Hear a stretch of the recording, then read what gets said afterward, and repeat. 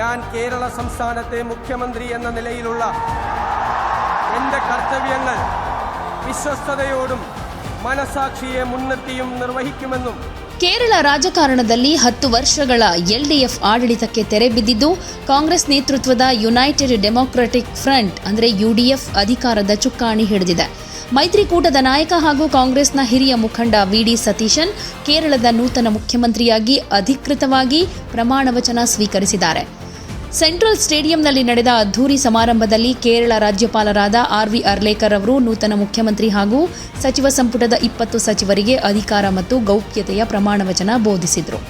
ಭರ್ಜರಿ ಬಹುಮತದೊಂದಿಗೆ ಮರಳಿದ ಯುಡಿಎಫ್ ಇತ್ತೀಚೆಗೆ ನಡೆದ 140 ಕ್ಷೇತ್ರಗಳ ಕೇರಳ ವಿಧಾನಸಭಾ ಚುನಾವಣೆಯಲ್ಲಿ ಕಾಂಗ್ರೆಸ್ ನೇತೃತ್ವದ ಯುಡಿಎಫ್ ಮೈತ್ರಿಕೂಟ 102 ಸ್ಥಾನಗಳನ್ನು ಗೆಲ್ಲುವ ಮೂಲಕ ಭರ್ಜರಿ ಬಹುಮತ ಸಾಧಿಸಿತು.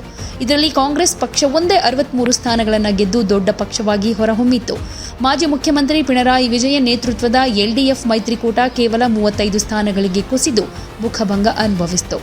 ಮುಖ್ಯಮಂತ್ರಿ ಸತೀಶನ್ ಅವರ ನೂತನ ಸಚಿವ ಸಂಪುಟದಲ್ಲಿ ಒಟ್ಟು 20 ಮಂದಿಗೆ ಸಚಿವ ಸ್ಥಾನ ಕೊಡಲಾಗಿದ್ದು, ಮೈತ್ರಿಕೂಟದ ಪಾಲುದಾರ ಪಕ್ಷಗಳಿಗೆ ಅರ್ಹ ಪ್ರಾತಿನಿಧ್ಯವನ್ನು ಕಲ್ಪಿಸಲಾಗಿದೆ.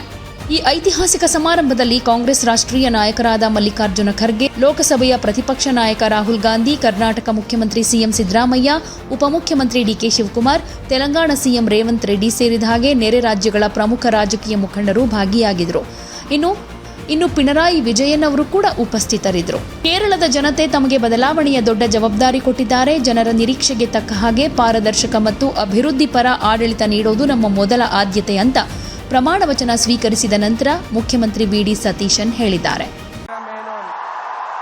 സതീശൻ എന്ന ഞാൻ നിയമം വഴി സ്ഥാപിതമായ ഭാരതത്തിൻ്റെ ഭരണഘടനയോട് നിർവ്യാജമായ വിശ്വസ്തതയും കൂറും പുലർത്തുമെന്നും ഞാൻ ഭാരതത്തിൻ്റെ പരമാധികാരവും അഖണ്ഡതയും നിലനിർത്തുമെന്നും ഞാൻ കേരള സംസ്ഥാനത്തെ മുഖ്യമന്ത്രി എന്ന നിലയിലുള്ള എൻ്റെ കർത്തവ്യങ്ങൾ വിശ്വസ്തയോടും മനസാക്ഷിയെ മുൻനിർത്തിയും നിർവഹിക്കുമെന്നും ഭരണഘടനയും നിയമവും അനുസരിച്ച് ഭീതിയോ പക്ഷപാതമോ പ്രീതിയോ വിദ്വേഷമോ കൂടാതെ എല്ലാ തരത്തിലുള്ള ജനങ്ങൾക്കും നീതി ചെയ്യുമെന്നും ദൈവത്തിൻ്റെ നാമത്തിൽ സത്യം ചെയ്യും.